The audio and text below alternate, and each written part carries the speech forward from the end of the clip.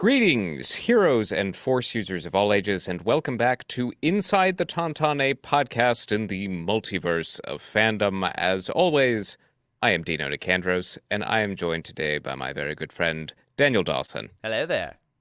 And our dear friend, Alyssa Simmons, continues her quest for Disney and Knott's Berry Farm supremacy.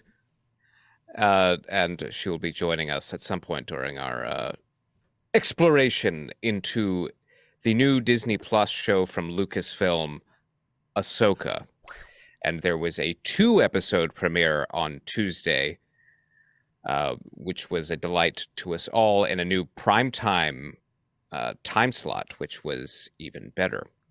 So what we have for you today is part 1, Master and Apprentice, directed by Dave Filoni and written by Dave Filoni, and part 2, Toil and Trouble, directed by Steph Green, written by Dave Filoni. And by God, we're Star Wars fans. I don't know who you are or where you came from. I am Iron. I thought they smelled bad.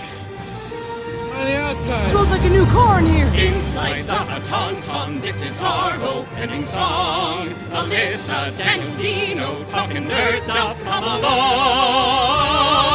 Inside the Tauntaun podcast, please like and subscribe. Hello there, Daniel. Hello. Dino Nicandros. Wow, we are definitely Star Wars fans. I am a Star Wars fan. I'm so happy that we're back in a Star Wars land. I'm so happy we're back in a Star Wars land, and I'm so happy it's this. Yeah, me too. And this is one I've been looking forward to for a very, very long time. I think we, in our group text thread with Alyssa, had expressed some not trepidation, but just nervousness, because it's just, cautiousness. So much hype. Yeah. Yes. Because we've been waiting for it for a long time. We all have raised Dave Filoni to the highest of pedestals, because we said, right, we love you, thank you for all that you've done for Star Wars, and we're like, and this is his baby, like his literal baby, Ahsoka, that he treats with the highest regard. He has placed Ahsoka on the highest of pedestals as well. So so much, emotion and, has been riding on this being a success. So we're all crossing our fingers so hard. But yeah, so far, what do you think? Has it delivered in the first 2 episodes? Well, has it tantalized your taste buds? I'll quote, or at least paraphrase, what I said to you and Alyssa when I was watching it. Yeah. Through the first time. Mm-hmm. This is as Star Wars gets. Yeah. I think I was fully Star Warsed out after the 2, in the best way, after the first 2 episodes. Yeah. And, we got a lot of the wonderful Star Wars poetry, with things being rhymed, yes, so to speak. We got, but also a lot of new depth with the promise of new depth, I think, new things to come, which is very, very exciting and needed, I think, for Star Wars. I think so. I think you hit the nail right on the head. It was, Star Wars as we've the best of Star Wars as we've come to know it, and then some really new and exciting aesthetic choices. Mm-hmm. I think we're just speaking broadly right now, but I think the acting generally. Which broad are we talking about? Which broad? The one with the 2 head tails. Yeah, that broad. That broad. Well, all the brods. Talk about a show so about many broads. With all due respect to broads, but I respect it. You've got 3 absolute dynamite women leading this. Hell yes. This show, and they are all so good. Yeah. And think about, maybe it's a good place to start the discussion. Think about the pressure on all 3 of them. I mean, Rosario Dawson in particular, but especially her, yes. But the pressure to bring characters that have become animation icons for maybe a younger Star Wars generation. Near and dear, I mean, especially when it's super near and dear to the director is literally the creator, and like this is so special. And the heir to apparent to George Lucas, Yeah, and totally. and that has never been more apparent than I think it is right now. Honestly, yeah, coming into that, I don't know what her psychology is like. I would be curious to know like what kind of meditations she does every single day to like make sure she's like not freaking the F out.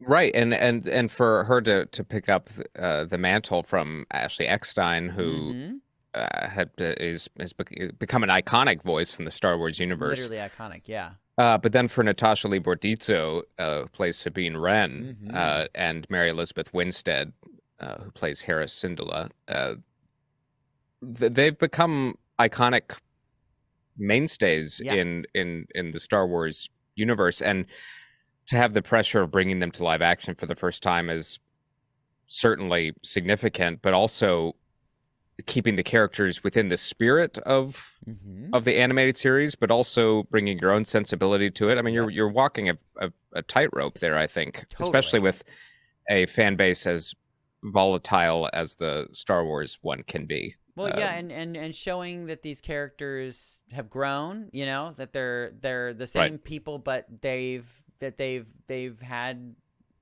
you know, new experiences, you know, and that they're just, you know, older and more, you know, wise or whatever you want to say.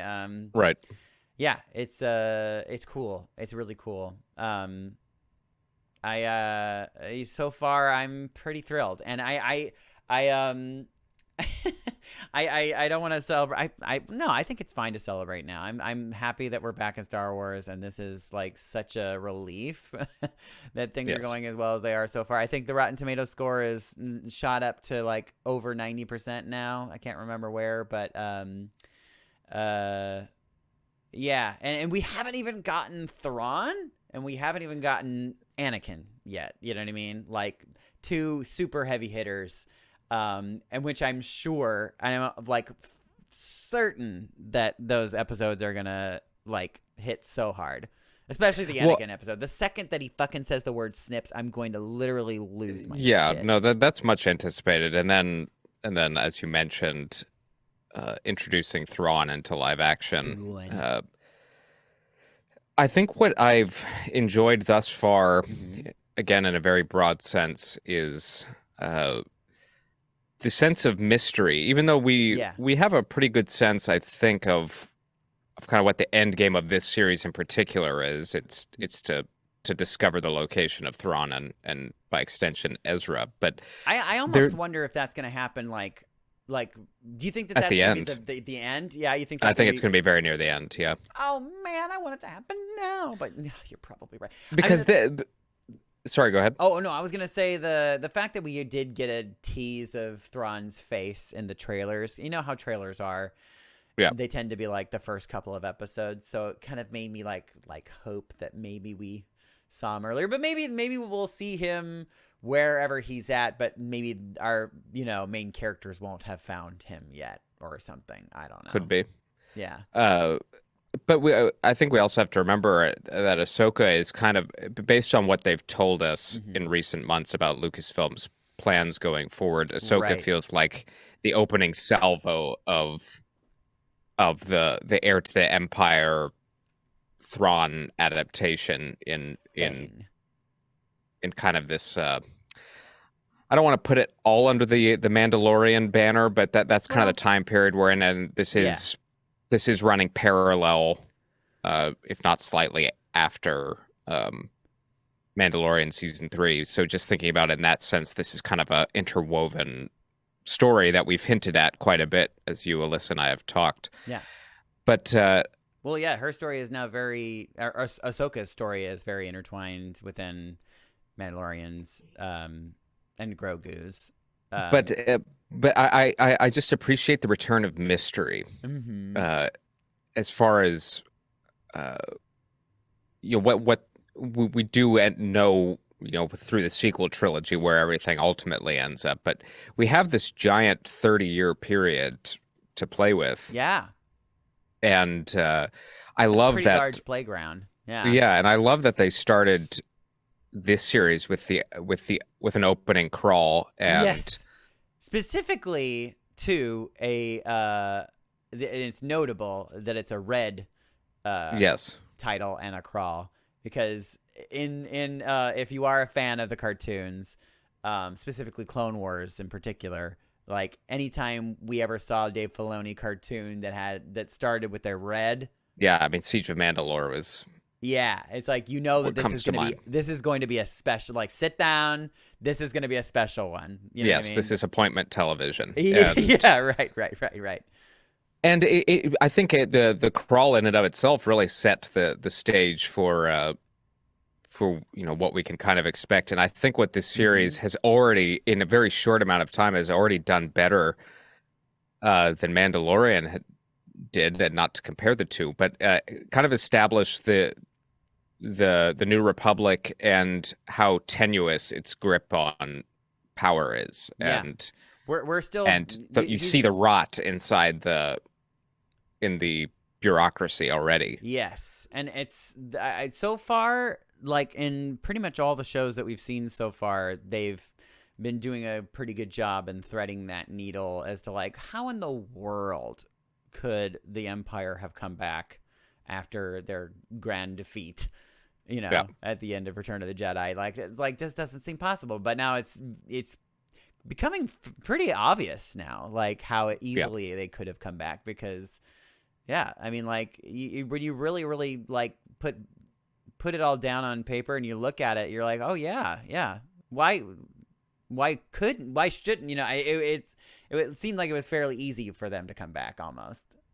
Yeah, well, there's a complacency that sets in after a big victory like the Rebellion scored, and then they, transformed into the New Republic. But you know what it really reminded the Empire workers to rebuild the exactly. Like, and this was going to be my point. I've been watching, like, once a year I go into, like, my World War II rabbit hole where I watch, like, every documentary on the internet, and I've been doing that over the last month just coincidentally. And I was watching an episode really a couple days before the premiere of Ahsoka, and it was about post-war Germany and the process of denazification, and how during denazification the Allies used members of the German military to help rebuild civilian infrastructure, and then more famously used German rocket scientists in the U.S. space program. Interesting. And which, if you haven't seen Oppenheimer, go yes. see that. That tells the story of that pretty well. But I think that's what they're pulling from, and Star Wars does that a lot with, if it's not pulling from Japanese cinema, it's pulling from World War II. And I think For sure. It's this idea of the New Republic employing all of these ex-Imperials. And of course, some of them, if not all of them, have their old ideologies, and they're just waiting for somebody to kind of, light the fuse. And but all of that happening in the background of this story with Ahsoka, it just, when you take the time, even just a little bit of time to set the stage like that, it just paints everything in a much more vivid color, and believable too. And can we take a moment? Well, let's take more than a moment, but my God, this is the best looking show thus far. It looks great. Andor still is up there, but I mean, definitely. my God, this is a movie. I still always prefer to see, like, actual sets and locations and stuff, like Andor provided in a lot of the scenes. But this in particular looked extremely, extremely good. And it's like, okay, I'm seeing where some of that, like, most of the Disney money is going right now, or if not, at least the Star Wars money is going. I mean, it is fully cinematic, and they did use the volume for chunks of shooting on this. Yeah, you can tell. Like, especially like the scenes where, like, the temple scene at the beginning with Ahsoka, like, that was pretty clearly that. There was a few things that, but it's even gotten better. Like, it's gotten so much better. But just the shots of, like, the New Republic fleet, or where Hera is chasing after the ship hauling the hyperdrive, that whole sequence, I was like, it's unbelievable. It looks as good as anything we've seen on the big screen. Somewhat realistic, yeah. it just like they're paying more attention to like physics, I think, maybe, because it like the physics of their movements like feel more realistic, and maybe it's also the way that the way that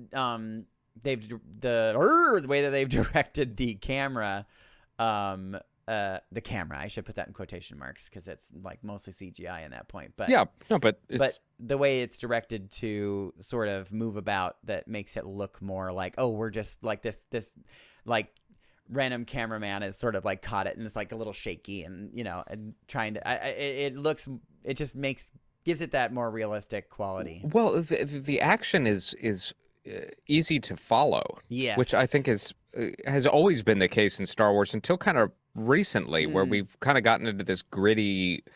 Mandalorian does it a lot, the shaky cam. Yes. Where it's just kind of disorienting, and it works at times. But I loved just being able to witness everything, be it the lightsaber duels, which were very well choreographed. Yeah, cool looking stuff. And just even just the limited kind of ship-to-ship battle we've seen. It just... It feels kind of like... I always am kind of impressed like when they can show us something new when it comes to like lightsaber battles. Because I feel like there's only so much you can do with like sword play, Sure.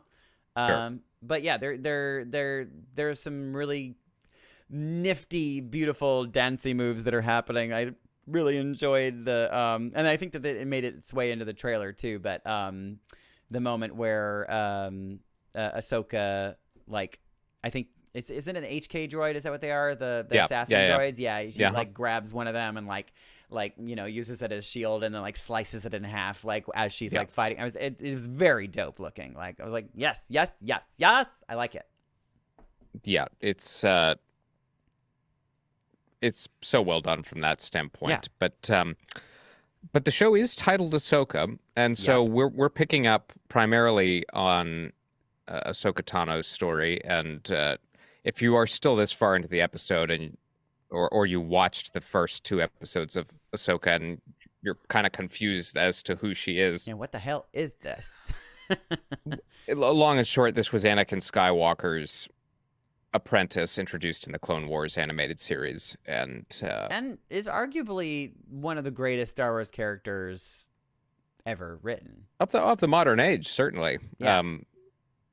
Certainly this generation's, if not Luke Skywalker, maybe in that tier underneath. But so we find her. We're picking up on a thread that they introduced in Mandalorian season 2. I have a big question for you about this too, because there's things going around the interwebs about theories about these first 2 episodes and the time that takes place. And also because, do you remember and it's because you obviously watched Rebels, and for those of you out there that watched Rebels, I'm sure you all very much like immediately tuned in to the end of episode 2, being almost like a frame by frame recreation of the epilogue of Rebels. Like where Sabine is like, she's like walking down the stairs in the on the palace in Lothal, and then she puts, she taps her little finger on Ezra's face, the picture of Ezra's face, and then turns back around and sees Ahsoka standing there, and then goes off in the spaceship, and it's literally like almost frame by frame exactly the same. So the theory, and this is interesting because there are differences. One of the main difference is the way that Ahsoka is dressed, because in the finale of Rebels, Ahsoka is dressed in this kind of like very like Gandalf the White kind of look, where she's got the staff, and then she's cloaked in white and looking very wise.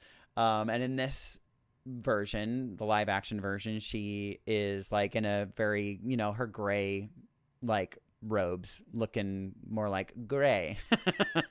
So what people are proposing is that it's not different. It actually is the same. Like we are seeing the live action version of the epilogue of Rebels. So everything that we've seen so far has taken place before that. So this is all these 2 episodes are the lead up to the epilogue of Rebels. And even the scene that we saw in Mandalorian was also before that. Do you subscribe to that, or do you think that it was just like, oh, isn't that cute how similar they are, but this is a completely different time? It's actually after that?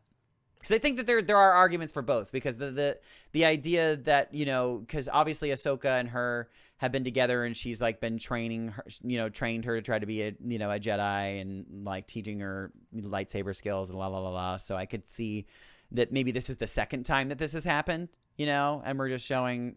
It's just like, what is your thoughts and feelings about that? Yeah, I think my first instinct is this is not a recreation of that scene. That it is different.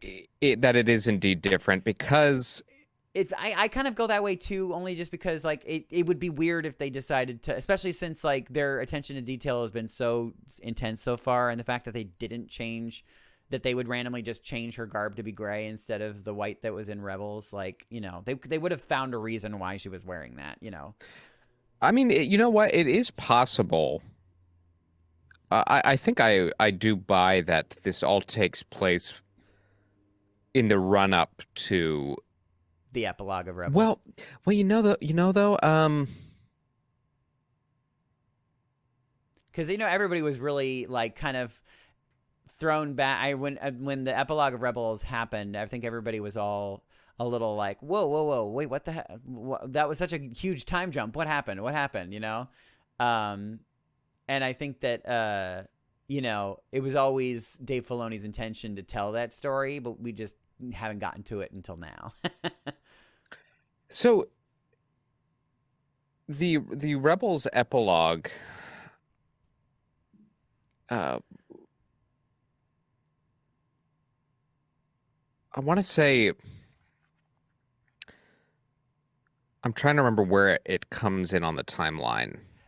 The Rebels epilogue? Well, I don't... Yeah, it's about 5 years after... I think they said like 4 or 5 years, yeah. And after Rebels ends, which is... they weren't super specific. I don't remember... At least I don't remember. It's been a while since I watched Rebels, and I really need to go back and watch it again. But I am now for sure going to watch it again, because they're pulling so much from it. But... I don't remember them being super specific, like, you know, like 12 hours or 5 days later. You know what I mean? Like, it wasn't super specific like that, I don't think. Was it?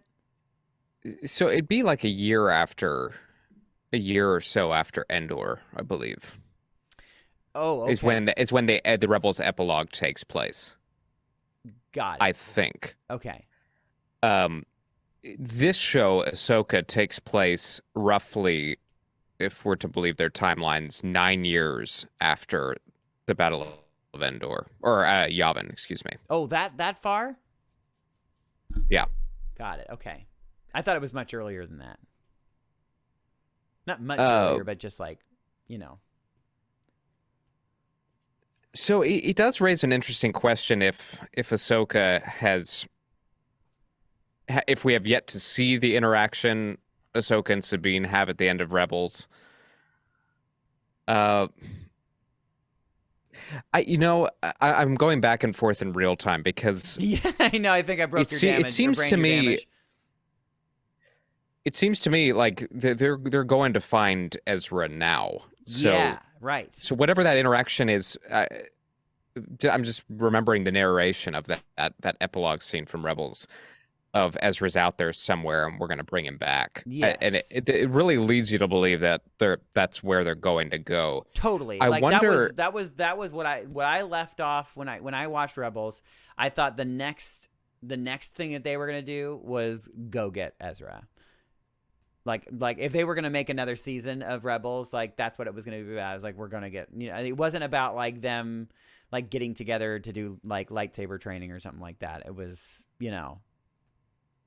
So, you know, I just could have, but it could have been mistaken. I just might have just not realized. It could be a recreation. It could be, and I do want to because a lot of the shots are similar, as you mentioned, and like literally like like if you look at them side by side, because obviously the internet has already done this. Right. They're like, it is insane. The lighting, even like it's almost unmistakable. The only thing, but like very specific changes though, specifically in Ahsoka's look, which is the one thing that's like hard to like. If you don't want to argue, I don't want to argue. If you don't want to argue that things have been changed, I think for my head at this moment, unless they come up with a better explanation, this is different than the scene we saw on Rebels, and yes, I think my opinion is that this happens after the fact, and whatever happened between Ahsoka and Sabine happened after that first encounter and before this one. Yeah, and that would be a much.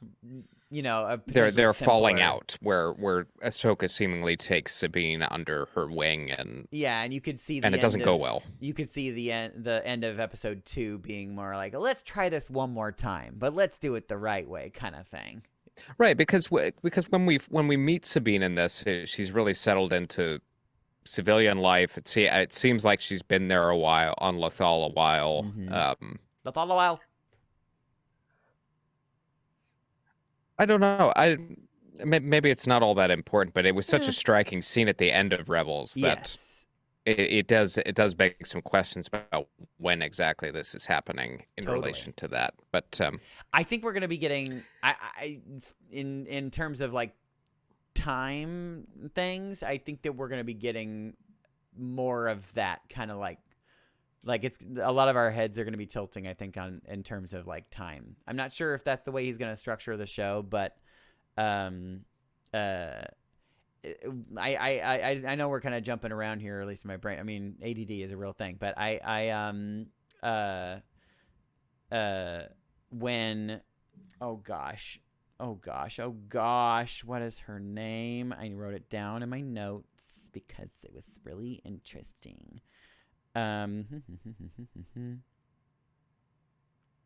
first of all, that the fact that like that Morgan Elsbeth has been like not retcon, but like the fact that she's a freaking Night Sister, like that is like insane. I'm so obsessed with that. and that's a really interesting decision, and yes, with that comes kind of a different flavor of evil than we're used to with the Sith Lords. There's just a different skill set involved. There's necromancy. There's right. And some really creepy stuff. Yeah, it's creepy force magic. Yeah, and I'm literally like the whole. Anytime that there was a Night Sister arc on Clone Wars, like my ears perked up so hard. It's such a cool. Like still uniquely Star Wars, but very different and so dark and fun. But specifically something that she says. What did she say? Oh. She says, exactly. She says, Thrawn calls to me across time and space. Yes. And she specifically said time first. Because, like usually we'll say like space time or space and time. You know what I mean? But she says time and space. Like giving time like a sort of like, a level of importance, I guess. And so it kind of makes me feel like, maybe Thrawn and Ezra both were not just taken to like another galaxy, but like potentially like another time. Or maybe even a time or like a galaxy that's like that doesn't exist in our time frame or something. I don't know. I think my interpretation of that was just by looking at the size of the ship they're building. Yeah. To go there. Yes. They're gonna have to traverse into another galaxy, and my interpretation of her saying he calls to me across time is that in another galaxy, time is going to function very differently. Mm-hmm. That it's not necessarily quote unquote time travel as you think of it, like going backwards or forwards in time. Sure. But the passage of time is different, and maybe. Yeah, that could be interesting.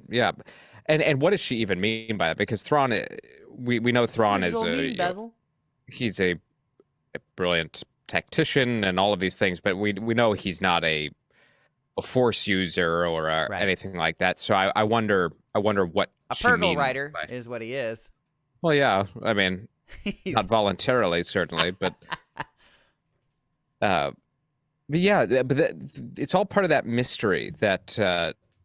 There's so much. It's cool to know that because even now, after all these years, there's still so much Star Wars that we don't know about. Yes, and I think another wonderful piece of the puzzle of that mystery comes in the form of Baylan Skoll and his apprentice Shin Hati. Yes, respectively played by Ray Stevenson and Ivana Sakno, and Ray Stevenson, of course. A lot of people have been, connecting the dots as to the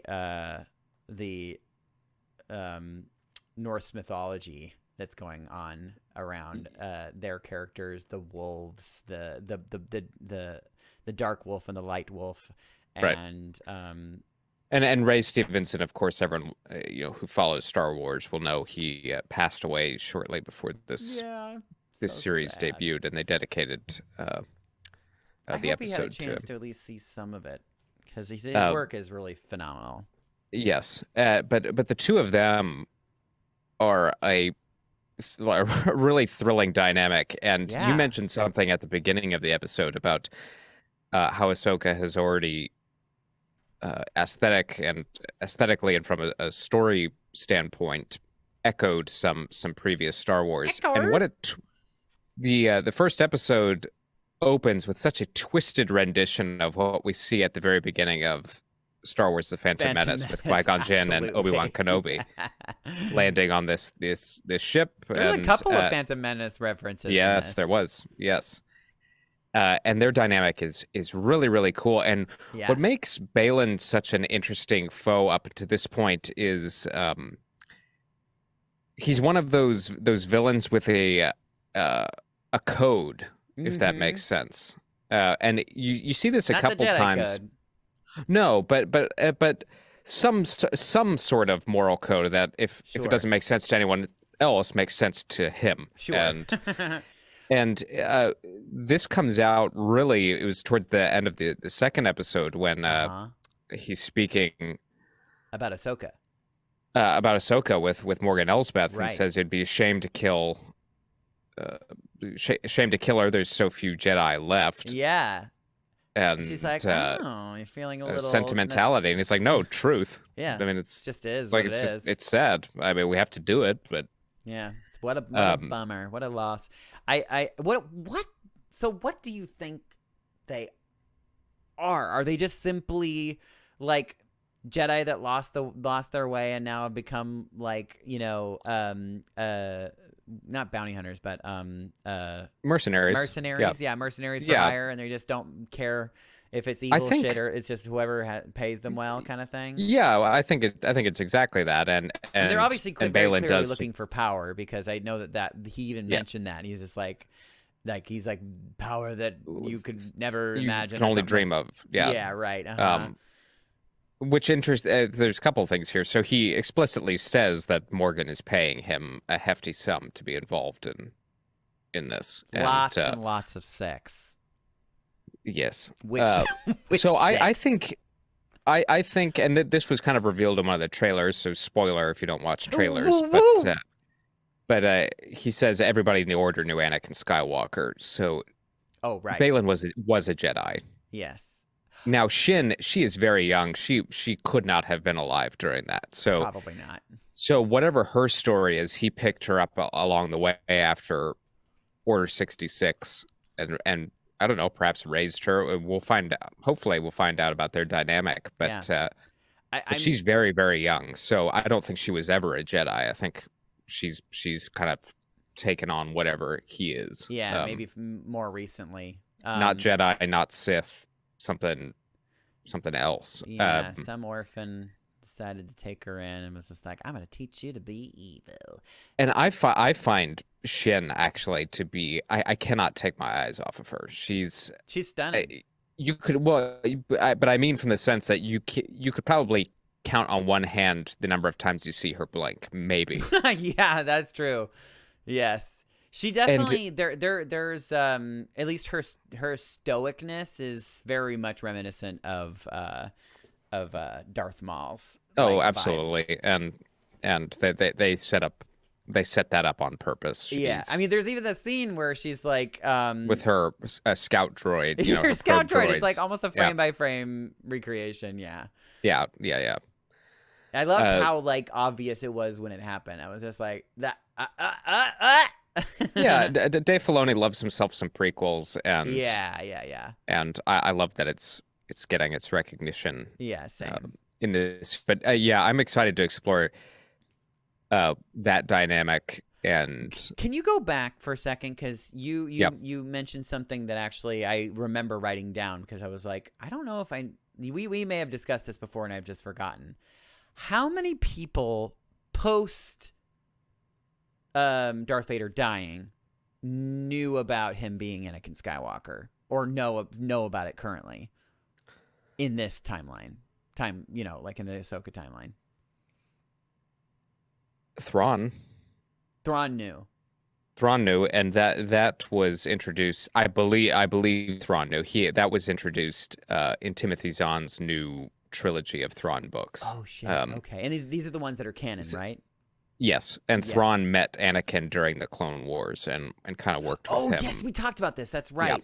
And he sort of deduced, because he's like, oh, there's only one person that could do that maneuver, and that's an Anakin Skywalker maneuver kind of thing. Yeah, right. So, but that's a good question. So Thrawn being one of them, Balin clearly, if Sounds the trailers like are believed, it's like everybody knew Anakin Skywalker and then knew what he became. Yeah, so like or only a few knew what he became. Right.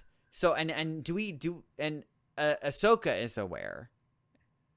Very much, of Anakin. Yeah, because they had their moment, like yes, the Twilight of the Apprentice, and right, exactly. Star Wars Rebels. Yeah.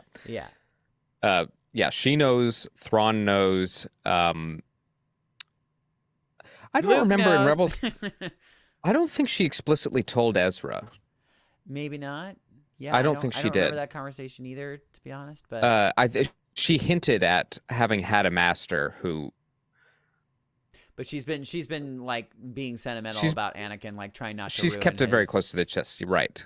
Ruin his image, like of what. Of who he was. So I mean, it might just be those three. Well, and this is interesting too, and I hope that they I assume that they're going to touch on this too. But like, I think at least the way that Dave Filoni has written her character, it kind of, you get the vibe that she lives with guilt, because she feels like that it was partly her fault for leaving the Jedi Order that led to him being seduced by the dark side. Because if she had been there with him still as his Padawan, then maybe she might have prevented all of that from happening. Right. So I think that maybe there's a part of her that wants to keep it close to her chest, just because like it's a part of her past that she's like maybe there's regret there. Yep. Yeah. So, so when and also it didn't occur to me until literally like only like weeks before this came out, because, we had heard that like Anakin Skywalker was going to make was going to be on the show, to some degree. And I was thinking, oh, they're going to show flashbacks. That's the only thing I could see. But I not realizing at this point that he's totally a Force ghost at this point. So he could be like literally watching her this whole time. Like, yeah, it's certainly possible. I'm not sure they'll go Force ghost. Yeah, well, I was curious what you thought. I think I don't know. In my uneducated opinion, you're so stupid. You don't know. My guess would be it's still flashback, and the I'm kind of hoping the voiceover the voiceover in the trailer at least suggested it was a flashback. Well, yeah, the way that they were talking. Well, he said in this war you'll face more than just droids. I mean, he's clearly talking about the Clone Wars, and for sure. Either that, or because they have been talking about the threat of Thrawn and a new war. Yeah. So it's not completely. I don't think. I think that was firmly in the Clone Wars. I'm going to say near 100%. You're probably right. I mean, like, that was especially since we Clone got Wars from flashback. the Obi-Wan show too had the exact same thing. Well, he says, "As your master, or as my apprentice, it's my job to teach you." I mean, I think this is a flashback to her earliest time with him. Yeah, sure. Yeah. That checks out. And I don't think. I'm not sure if Force Ghost of Anakin after everything that happened. I don't know. It feels almost overexposing. Yeah. To the end of Return of the Jedi, it's like. Well, I don't know. It's interesting because they did I thought it was beautifully done and like very dramatic and because like in the Obi-Wan show, that was truly. I know that some people were kind of like meh about that show, but I really did love it, especially specific moments like this, in their fight together when he had like. Basically defeated him and like ripped part of his mask and everything. Yeah, he was like going back and forth between Anakin voice and Darth Vader voice. Yeah. Like without like explicitly saying it, he was like kind of not apologizing to Obi-Wan, but like because Obi-Wan held a lot of guilt for all this time about. Well, yeah, he says, "I'm not your failure," but yes, and that was. But I thought that. A fairly cathartic moment for him. So I'm wondering if that, like, if Ahsoka will get that kind of closure with Darth Vader. Yeah, I don't know. Oh shit! Whoops. And it would be the first catharsis that came after the fact because Anakin in that moment, yes, while there was kind of a relieving Obi-Wan of that guilt. Yeah. I don't think he was doing it to make him feel good. He was saying, I agree. I totally agree with you. You didn't, I'm not your failure. You didn't kill me. I killed myself. Yeah, like he was taking credit for his own. I made myself better. I killed the weakness in myself. Right. So you don't get to take credit for it. Was sort of indirectly letting him off the hook. Yeah. But yeah, right. And it did emotionally go. Obi-Wan's like, oh, my friend is truly dead. Yeah, yeah. He's like, it wasn't my fault. Well, I mean, I don't know if he really bought into that 100%. But now at least I wonder it made him feel a little bit better. I wonder because kind of back to Ahsoka and where we find her relationship, particularly with Sabine, we find out that she's been training at some point Sabine to be a Jedi, right? Or taking her under her wing. As a Padawan. Kanan had kind of started that journey with Sabine a bit. I miss Kanan. What a guy. But I wonder if Ahsoka's.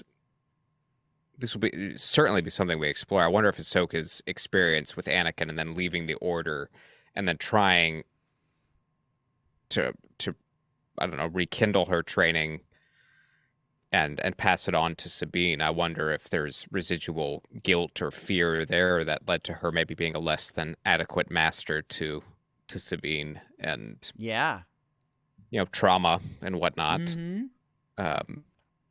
That having that because they're not in a great place. I mean, they by the end of episode 2 we're in a much better spot, but they're really in a tenuous situation. Totally. I mean, like she hasn't had that Yoda and Luke moment. Like he, not the first time. I'm talking about in The Last Jedi. You know, when he's trying to teach Rey, right, and feels like he's failed again, and and then he, Yoda teaches him it's like kind of the final lesson about failure and everything. So, well, and Sabine gets a couple quick lessons in these first 2 episodes where when she steals the star map from Ahsoka, which is strike 1, and then strike 2 is knowing. We all knew that wasn't going to go right. Knowing the baddies were going to come for her, and then I think it was pretty apparent Shin was going to kick her ass. Yes.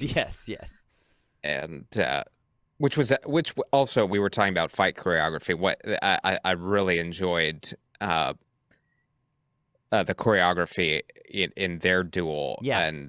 And Shin almost sizing her up a little Totally. bit and kind of playing with her food, and then and allowing Sabine to make all the mistakes, because like you can Right. tell like the aggression and the desperation, like and her making those like very vulnerable moves that she was making, oh yeah, over just the head, like, chop right, shots. wildly slicing and It's like, you're leaving yourself open for attack, you dummy. And I feel so bad for poor Qui-Gon Jinn, yes. Guy just keep, he Look, science has come a long way. I feel like it was like after that day, they're like, no more. Once I anybody know, starting with Darth Maul. Yeah, you're like, that's it. From this day forward, we shall now make stomach things be a thing of the past. So I know. 3 minutes later, Maul is falling down a shaft, missing his lower half, and he survives. But, I know. Oh my gosh. Poor Qui-Gon. Big spoiler alert, by the way, if you're gonna watch. I mean, at this point, yes. Watch those cartoons. Yes. Damn it, they're so freaking good. I really did enjoy, though, the tension that's kind of built up in those scenes without having the context for why things went wrong, and I think we're going to fill in those blanks as we go along. But, I think you're right. You're right.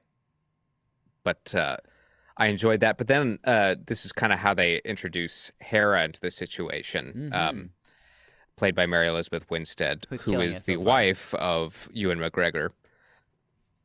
Oh, is that right? Did you not know that? Wait a minute, I didn't know that. Yeah, she's married to Obi-Wan Kenobi. That's fucking awesome. I love that. What a cool household that is. Yeah, wow. And she kills it as Hera. I think, honestly, perfect. everybody, I think there was a popular opinion that Rosario Dawson, of course, amazing. I think what I gathered just from perusing the interweb was that Natasha Liu-Bordizzo kind of stole the show for everybody, and I won't dispute that. Yeah, she did a great job. I think my MVP is Hera. She's great. I felt like, and we haven't really even gotten to see like the thick of her character yet. Even I bet. Like no, but there's she and that's why I think it's so exciting to me, is because she's balancing her role as a general and almost kind of like a mom in a sense. Yeah, and that there's that motherly undertone that's always, I mean, since episode 1 has been of Rebels has been apparent, and she does such a great job. She does such a great job taking the baton from Vanessa Marshall and also injecting her own spirit, because time has passed, and all of these people are older, and you would hope wiser and moving a little slower. Yeah, well, and Hera has a kid who we have yet to see. Oh, right. Yes. This is a spoiler, but at the end of Rebels, it's revealed that she and Kanan had a child together. I wish we had a child, and who knows? Maybe so I'm sure we'll see Jason at some point. Yeah, maybe they're force sensitive. Maybe. But Hera is such a wonderful addition, and what I like about these three in particular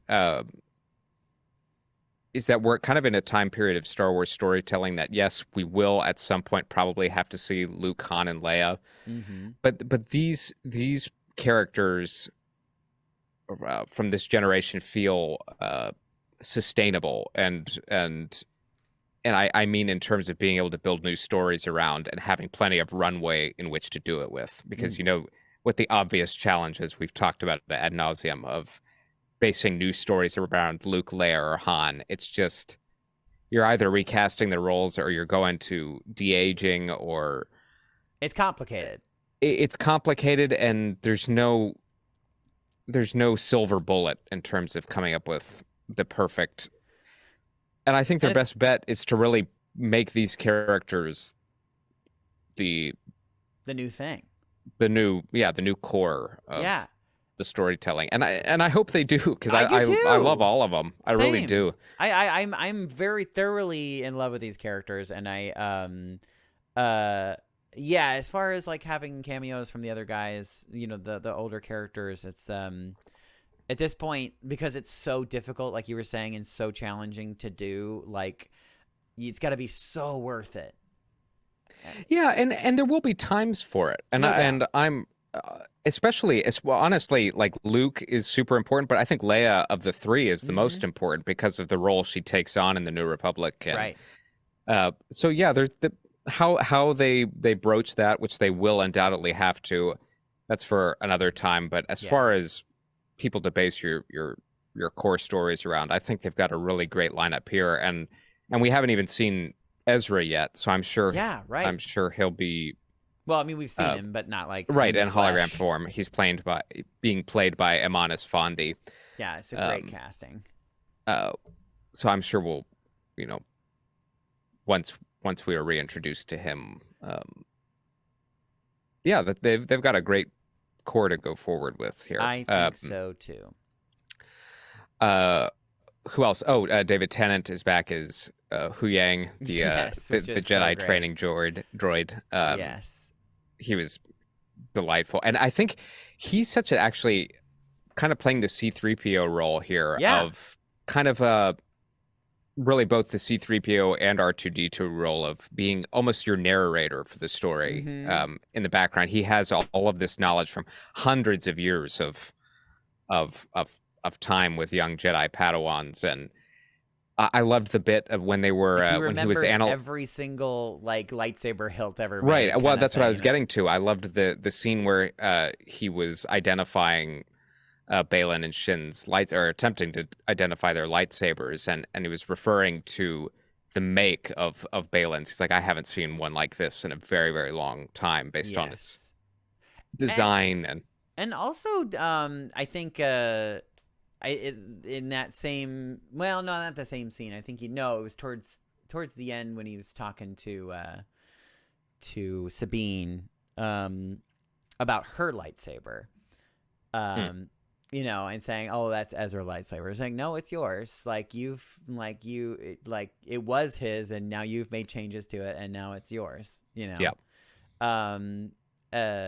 I think that's kind of a beautiful thing, and it also kind of makes people, it's maybe speaking to the people that felt weird about, like Rey taking on a lightsaber that wasn't hers and making it her own, because it's it's just the way that things go. She made it her own. Yeah. Yes. Yeah. Right. It's not where it came from. It's what you do with it. And right. Yeah, no, that's a great point. I guess this is kind of an odd segue, but it does have to do with lightsabers. Yes. I think my favorite, one of my favorite moments from the first two episodes was so when Ahsoka and Hera go to Corellia to kind of dig up some information, and they're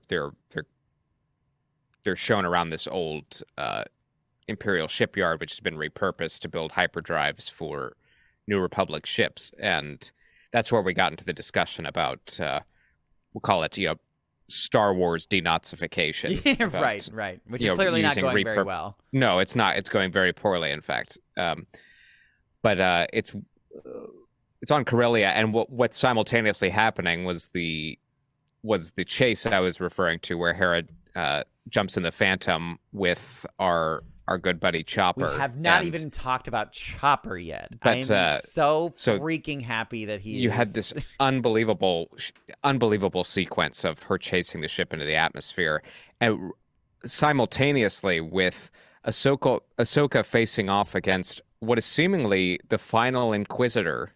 Yeah. A mercenary Inquisitor who goes by the name of Marok. Is this? They have a kick-ass lightsaber duel, and I think my favorite moment was when he's being rescued by Shin, and yes, I know. And he jumps on board. He throws his lightsaber and then runs for the ship and jumps on board, and then the lightsaber comes boomeranging back, and Ahsoka just slightly moves her shoulder and Like, it comes flying so past her, and it's subtle. like, oh god, this is Star Wars porn at this point. Yeah, like, I'll just, never recover from that for sure. no, it's like that's just the coolest thing I've ever seen. Super hot. Yeah, and so much mystery with that character. Like, who the hell? Yeah. Now I don't want to because it's very, very possible it could just be some random Inquisitor. It doesn't have to really have a background or be a legacy. It's character not or Ezra. Like that. It's not Ezra. Everyone. It's definitely not Ezra. I Just know stop that's it. out there too, but Stop. No. But as to like if it could be a legacy character or even like a semi-legacy character, like who other?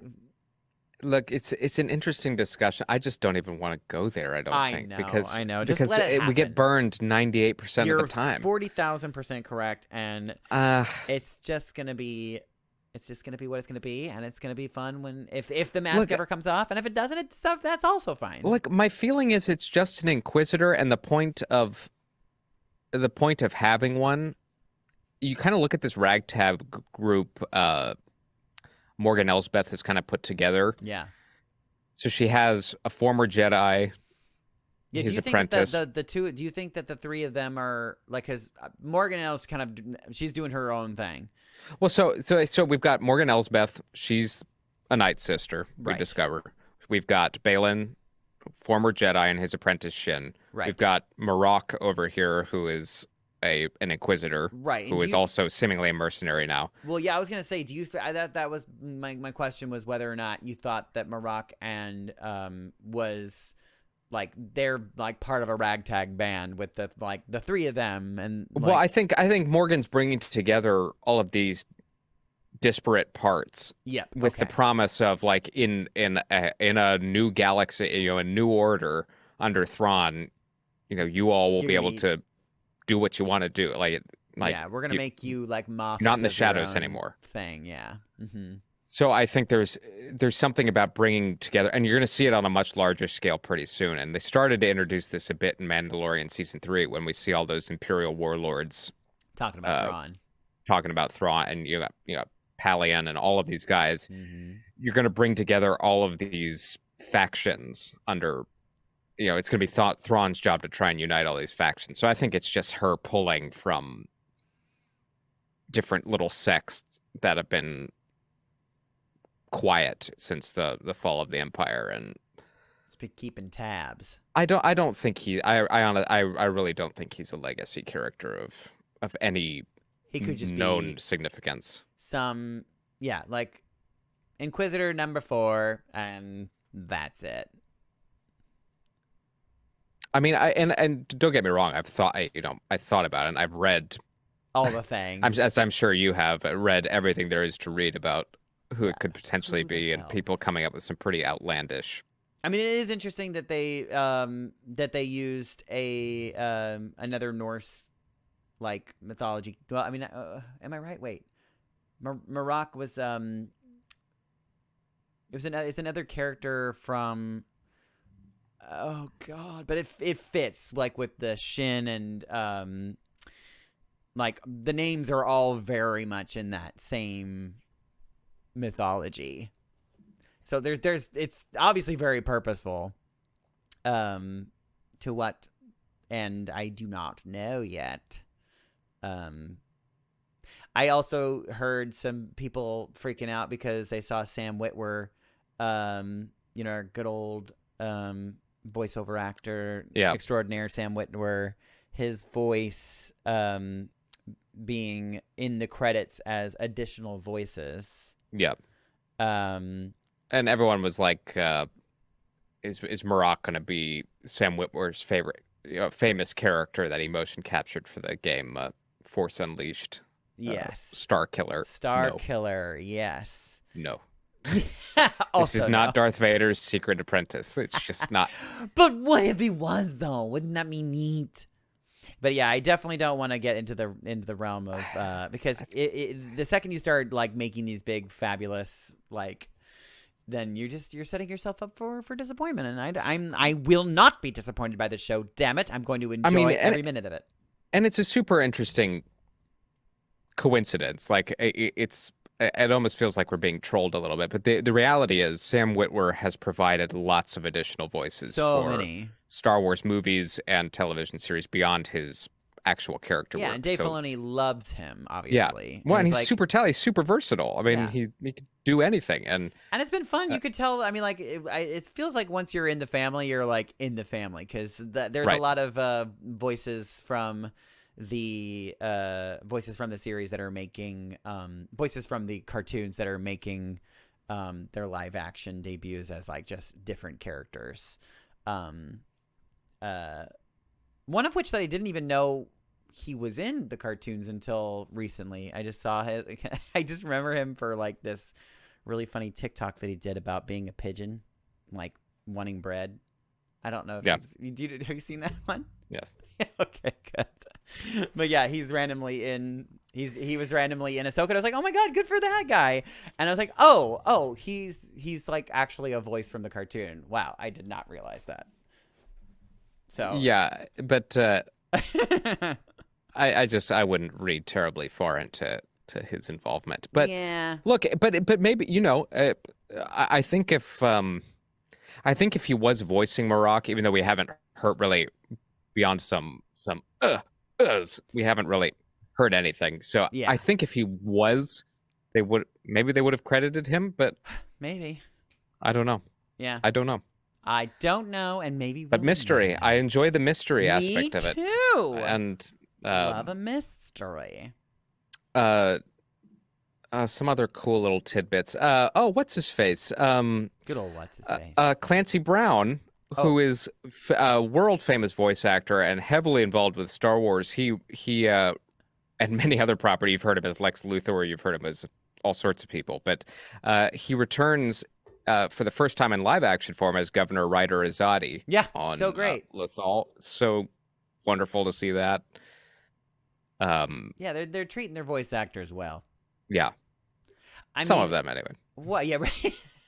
Do you think that we'll get any cameos from like some of the heavy hitters? Like, I mean, look, if they let Ashley Eckstein, oh my god, be involved in some way, I wonder if it's almost too much to the point where people are like, well, I don't know. I think she deserves one, certainly. She certainly does.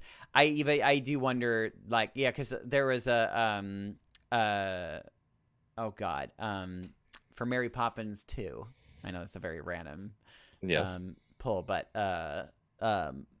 they very much offered Julie Andrews like a cameo. She's like, we want you to be a cameo in the movie. She was supposed to be the old lady character at the end, which ended up being inevitably, what's her name? Oh god, I'm going crazy. She was Mame. She was Mame on Broadway, and she was the witch in. Oh god, my brain. So, I mean, someone is screaming as they're listening to this. Somebody everybody is screaming at us right now. Bedknobs and broomsticks. I'm so sorry. Bedknobs and broomsticks. I'm so sorry. Like I'm in Star Wars mode right now. Lansbury. Oh, thank Damn you. it. Okay, yes. Mrs. Frickin' Potts. So yeah, it ended up being her instead, which was very beautiful. And she's a legacy Disney person. But like it would have been like so epic to see Julie Andrews like as that character as like practically perfect in every way, like. But Julie Andrews turned it down because she recognized that. She was just she's like it would be. She's like I can't do that to this new Emily Blunt. Yeah, Emily Blunt. She's like, I don't want to take any of the limelight away from her because she deserves every now, bit of. What I'll be curious if by the end of this season we find out that additional voices were provided by Ashley Eckstein and that would be Vanessa cool. Marshall and Bradley D. Baker. That would be D. Bradley Baker, excuse me. Yeah, but Dave Filoni's seemingly a very loyal creative, as you mentioned. So yes. I'm sure there will be little Easter eggs along the way. Brewing. Yes, and also for those people that don't know, Dave Filoni likes to put himself in things as well, and he is the voice of our favorite droid, Chopper. Yes. Yeah. And Chopper is as much a sociopath war criminal as I remembered. She's like, no, Chopper, we can't shoot it down because there's a city down there. He's like, what? Is that bad? Like, you literally... No, Chopper, I didn't go through your stuff. Did you go through my stuff? I like that, like, I think out of all the droids we've met, like, he... except for the ones that actually speak English, like, he's the easiest you can... Oh, my God, Maggie is freaking out. Maggie! Come here! Maggie, come here! Oh, Maggie. She's just like, "Aroo!" Like, desperate barking right now. There's obviously... Maybe somebody made a delivery. Whoa. What was I talking about? Uh-oh. I've lost my... No, you were talking about Chopper being the most easily understandable. Fucking Chopper. I think, yeah, out of the droids that, like, don't speak English, he, like, is the one that you can actually still kind of understand. Yeah. Like, even though it's just like, like, it's very clearly, he's saying words. Yes. It's not just boops and beeps. No, absolutely. One topic we haven't touched on, and actually the one that I think I've wanted to talk about the most, honestly. You've been saving it for now? The music for the show was done by Kevin Kiner. Oh my God! Who did the music for Clone Wars and Rebels? Kevin Kiner, and I say this with all due respect to Michael Giacchino and to everybody who has contributed music to the Star Wars shows, and Kevin Kiner is John Williams' heir apparent. Yeah, he's doing really good. And the music in this series, just in the first 2 episodes, and then the theme music, which you heard at the beginning of this episode, which is also very unique too. It's very unique, but I wish I could be more specific in my analysis, but it's Star Wars. Well, because he's very, very carefully, like, we haven't even really heard, like, any of the actual themes. Like, we haven't heard, like, the Force theme, or we haven't heard the... But he's made Ahsoka's theme into one of those. Yeah. You know what I mean? If you know it, you can't unhear it. And granted, for somebody in a general audience who maybe didn't watch the animated stuff, they won't know. But the moment it's played at the beginning of episode, kind of after the cold opening of episode 1, it's like, whoa. Yeah. Yeah. It does have, like, a very... Yeah, like a very clear... But he was such a great steward of the original themes, particularly in Rebels. I remember when Ezra was effing around with the lightsaber for the first time when he was on the Ghost, and you hear that little lick from the Force theme. Yeah, the sprinkle sound. Harp. Yeah,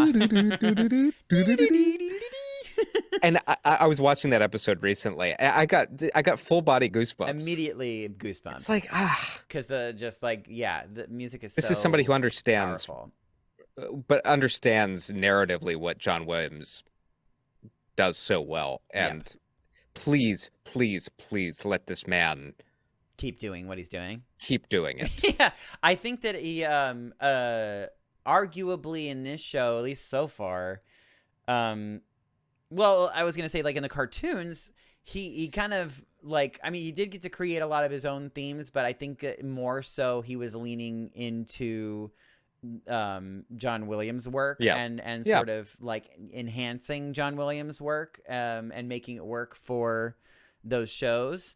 But in this, he's really kind of, like, they've like, taken the reins off of him and, like, let him, like, just create his own thing, and he's really, really shining so far. Yeah. Well, and musically, he is the perfect creative companion to Dave Filoni, really, as John Williams was to George Lucas. For sure. Because George Lucas's influences for Star Wars were very swashbuckling, operatic films, and John Williams was incredibly gifted at big orchestral swashbuckling scores. Yeah. And if we believe Dave Filoni is the heir apparent to George Lucas, it's not hard to see Kevin Kiner in the same role, because you look at what Dave Filoni, I think, leans more into the Japanese aspects, the samurai aspects that first influenced Star Wars in his stuff, so especially in Ahsoka. I mean, it was everywhere. Yeah. The samurai motif, and just Japanese filmmaking in general. And I felt like the theme that plays over the end credits, his more full-bodied theme. Mm-hmm. It sounds very much, be it with the percussion, it sounds very much like a samurai film. Yeah, totally. A score very similar. Dun dun dun dun dun dun. And it actually also, like, it's interesting because it could go both ways potentially, which is weird, but kind of almost Norse. Too. Yeah, also that. Yeah, very much so. Sort of that vibe where, it is so cool. It's neat. And you know what? I did feel that way about. I thought Ludwig Göransson did a really great job with Mandalorian and Boba Fett. Yeah, excellent. Creating sounds that were very, very different. But minus, honestly, and I think it really, and maybe this is arguable for some people, but the only thing that made me laugh out loud was the Boba Fett. Yeah, I was like, don't say Boba Fett. Don't do. That was a little much. Might as well just add Star Wars, Nothing but Star Wars. That was a little much. But yeah, I can't gush enough about Kevin Kiner, and I can't wait for the music of episode 3. Like, I just can't wait to see what. Just wait. I cannot. Wait until Anakin makes his fucking. Oh my God, the music is going to be beautiful. Well, I was going to say, I can't wait for the moments that will inevitably come. Even if it's not in this series, I imagine Kevin Kiner is probably going to be doing other stuff. Heir to the Empire. Like, I think Filoni's taking him along for the ride. Yeah. But I can't wait for when the time comes to use some of the traditional themes, and it just comes out of nowhere and just. Oh. Yeah. Yeah, that's going to be real good. It's going to be real good. What did you think? Good Lord. Yeah, good Lord. Good Lord. I was just looking through this. Oh, actually, this is an interesting thing that I kind of thought about, and maybe I'm reading too deep, but I know that Dave Filoni is kind of, at least without even saying it, has sort of taken up the mantle of, like, because he fixed the prequels. He's like, okay, let me at the post trilogy, and the sequels. Yeah, the sequel trilogy, because it feels like he's slowly but surely threading the needle to make us be like, you know what, the sequel trilogy wasn't as bad as I thought. I'm wondering if this show is going to be doing. I mean, it's done some of that already, like what we talked about with the showing that the Empire could easily come back because of the weakness of all the weeks. Yeah, the weekends and loose ends. But specifically with the inclusion of a Night Sister in the mix, and like their very unique way of using the Force, in terms of, like, raising the dead and things like that, and ancient rituals that we don't even. And that's the really cool thing about the Night Sisters, is that their magic, like, predates. Correct, nerds out there can correct me if I'm wrong, but I'm pretty sure it, like, predates the Jedi. Like, their magic is, like, ancient, and the idea that she's working basically for the Empire. So I'm wondering if somehow they're threading the needle that the Night Sisters' magic might help in somehow bringing Palpatine back. Somehow Palpatine returned. I think, because I know that, like, he already has. Like, I think that before he even died, he already, like, had that sort of, like, resurrection He magic did, and ready to go. Really, you had to have read the novelization to Rise of Skywalker, which seems to suggest that he transferred his essence to Exegol before. So, but in these 30 years, it's kind of revealed he's been going through these clone bodies that seemingly they can't hold up. He's looking for a host that can actually hold him, because they deteriorate. The dark side deteriorates these bodies faster than they can. He's just keep up so evil. But yeah, you wonder if maybe somehow like the Night Sisters' magic is like the key to like helping unlock, and maybe that's where he learned it from or something. I don't know. I think more likely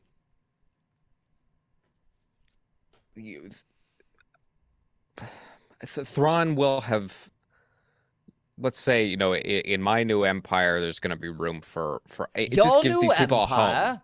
It gives all these people a home. Like, that the Night Sisters were wiped out by the Jedi and the Sith, and specifically, what's his butt? Good old Grievous. Yeah. Yeah, Grievous and Dooku Dooku. It's possible. I think the threads they began to weave in Mandalorian are the more direct path to Palpatine's return, the more scientific aspect, because that's the aesthetic they really played up in Rise of Skywalker. I gather that too. There wasn't so much a magical component as much as like a really disgusting Frankenstein's monster component. The only real magic, not the only real magic, but like the magical portion of it was the transferring of his essence part. Yes. Which feels a little which seemed to be like a Sith, something he had magic. An old Sith trick. Sith trick. The oldest Sith trick in the book.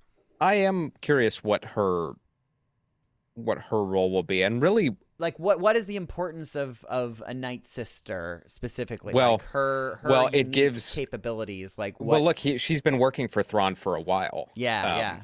She ran all of his industry. She says this in Mandalorian. She was running. She's a shipbuilding. But I think it's actually fairly obvious why he'd have use for a Night Sister. He's like, she's my answer to any Force users I encounter, and he's encountered quite a few, going all the way back to the Clone Wars. Sure. And then, worked side by side with Darth Vader, and he's like, this is my, having these people on my team is. They provide the element that my brain has a limit. These people can do things I physically cannot do. Yeah. So I think it might be as simple as that. But it is interesting, like going back to her fight with Ahsoka in the Mandalorian episode. Yep. How she showed zero magic in that altercation. And I wonder if at that point they weren't sure she was a Night Sister. I definitely that definitely went through my head too. I don't think he made her a Night Sister yet. Yeah. I think that's very plausible too. But they have enough room to say maybe she didn't want to out herself as one. Yeah, okay, that's where I was going with. I was like trying to figure out if you had sort of put two and two together there as well. And also I wonder if, I think it's very easily to explain it away, even if it's retconned. I think it's easy to explain away that she didn't want to reveal it, because I think she knew she couldn't beat Ahsoka one-on-one, no matter what. Yeah, even with her magic, potentially. Yeah, right. So, yeah, I think you might it's be like right. better to not reveal that about myself. But yeah, because at this point, Ahsoka does know or doesn't know that she is. I'm not sure she knows she's a witch. Yeah, I guess me too. I don't. Right? Because I don't think that she reveals she doesn't use any Force magic on her. They haven't even seen each other yet, have they? Well, no. Show? Ahsoka captured her. Oh no, I know that, but no, they have not been face to face in this series. Series yet, right? No. And so far, the only time we've ever seen them together, there was zero magic used. Correct. Yeah, from her. Yeah, so maybe she doesn't know she's a witch. Yeah, that'll be fun. That'll be fun. It'll be a spooky reveal. Yeah. Oh, woo, see spooky green magic. What was the other thing that I wrote down? I was curious if you caught this. I didn't. I remember hearing a sound and thinking like, what the hell is that sound?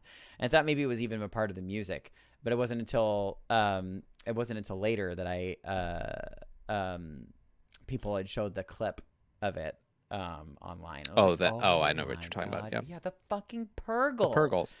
I was probably sitting too far away from my television to have noticed them in the clouds like that. Yeah, maybe that was a little too bright outside. I was seeing too much glare, but because it's super subtle. But I think that we're kind of seeing the reason why this temple, for lack of a better term, was built on that. What was that place called? C something? Oh, Cecil. No. What was that place called? Hold. Continue your point. I'll come up with the name of it. I don't remember. Place. Oh, Cetos. Yes. Yeah. But yeah, the fact that it was on this particular planet, like, because it might be sort of a migration point for the Purgle or something. Purgle, yes.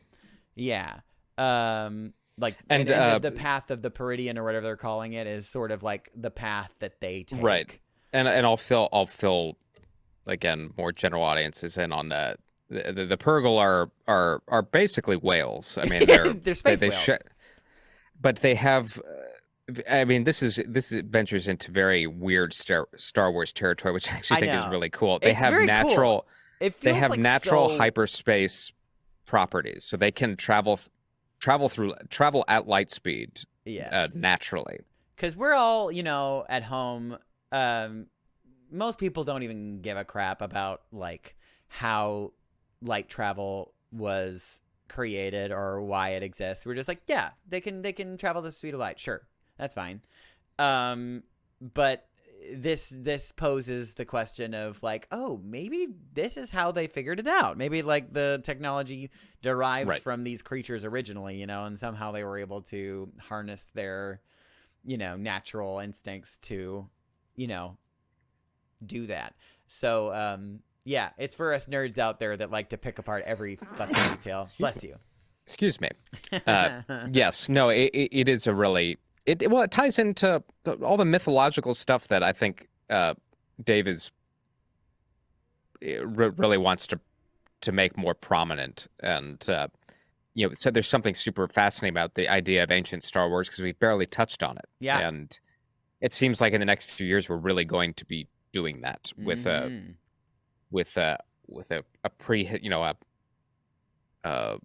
Jedi of an ancient Jedi film that seems to be in the works. Yes.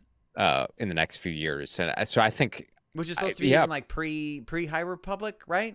Oh yeah, like 2,000 years. Yeah, like going back to the origins of the Jedi and their understanding of the Force. I'm so excited for that. But it ties into this idea of the Purgle, being the technological basis for how lightspeed travel came about, and then more importantly, at least in terms of Ahsoka, I think the calculation is, maybe the Purgle have several different stops along their migration path, and if we follow that migration path, we will find Thrawn there. Yes, and Ezra. God willing. Oh my God, this show is so good. Yeah, it's fun. I'm so pleased, and I cannot wait for Tuesday. It is a great intro. Yeah, pretty thrilled. It's hard to know where they're going at this point. What's going to be on the other side of the path of the Peridian. Which is a new thing, by the way. Like, I know they've been saying, he kind of said like, oh yeah, that's just a legend that used to tell us as kids in the Jedi Temple, you know what I mean? But like, nobody out there in Star Wars, as far as I understand, has ever heard of that. So it's like, that's like it's not even a deep cut. It is a brand new cut. No, but, this is a fresh wound. Yeah, very, very, very cool though.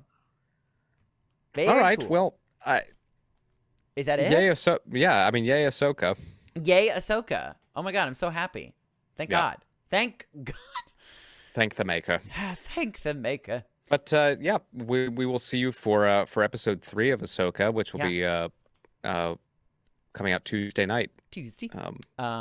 Sorry for this coming out with this episode a little late. We were having some technical difficulties, but hopefully we'll get the next one much quicker than this one.